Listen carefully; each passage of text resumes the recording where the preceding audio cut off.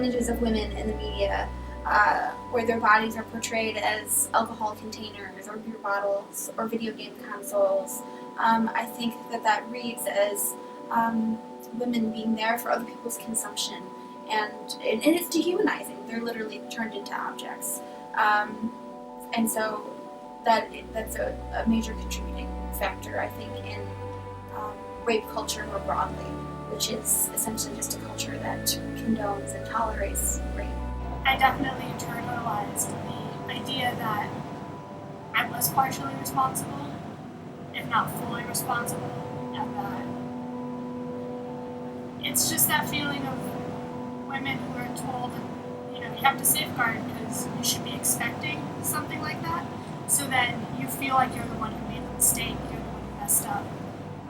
And it took a very long time, years, for me to finally come to terms with the fact that it wasn't my responsibility. My short skirt is not showing off. This is who I am before you made me cover it up or tone it down, so get the fuck used to it.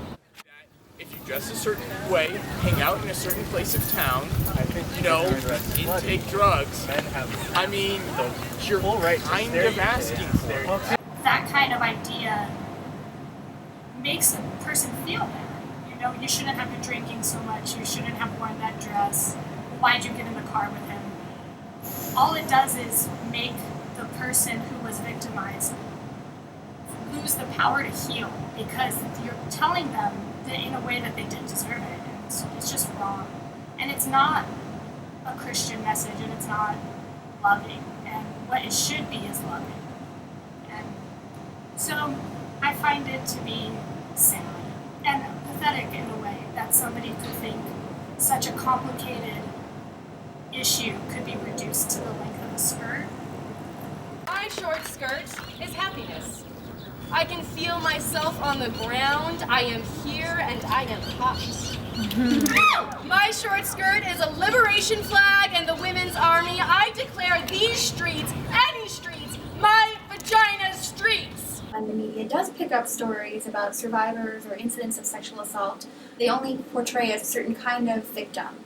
And so we call this sort of the ideal victim. And this person is usually a middle-class person, often a white person, often a person in college, or someone who's educated, an able-bodied person, someone who is straight, someone who hasn't had very many sexual partners, or who hasn't had any sexual partners. There are more people who don't fit this mold than there are people who fit this mold, and so we find that other people's experiences of sexual violence are stigmatized or made invisible to the public.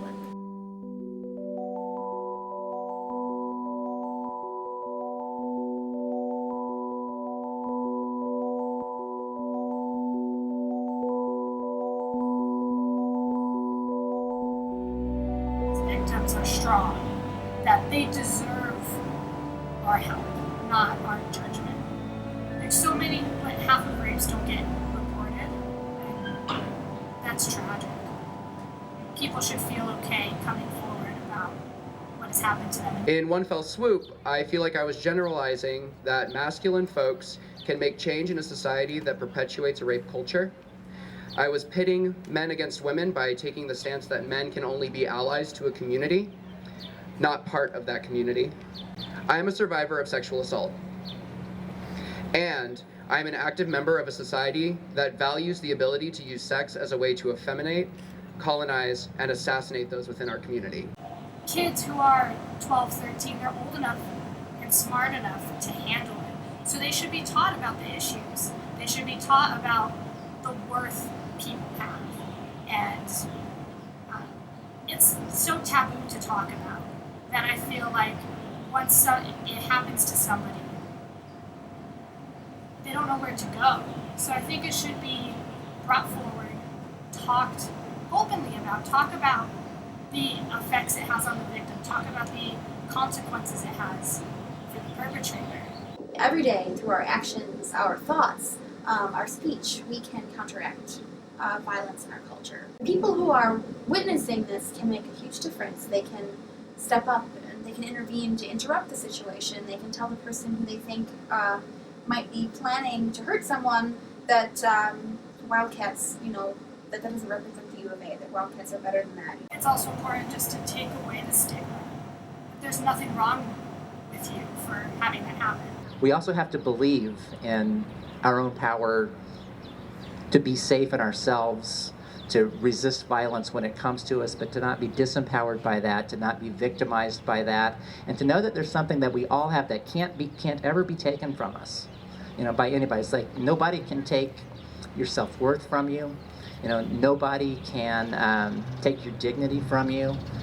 Nobody can shame you. It's like if you're like proud and strong in yourself, like whatever happens to you, it's like hold on to that sense of self-worth and power.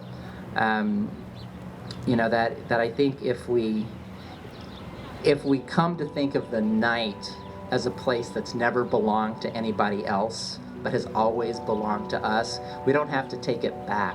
We just have to find the power that's in it. My short skirt is initiation, appreciation, excitation. But mainly, my short skirt and everything under it is mine.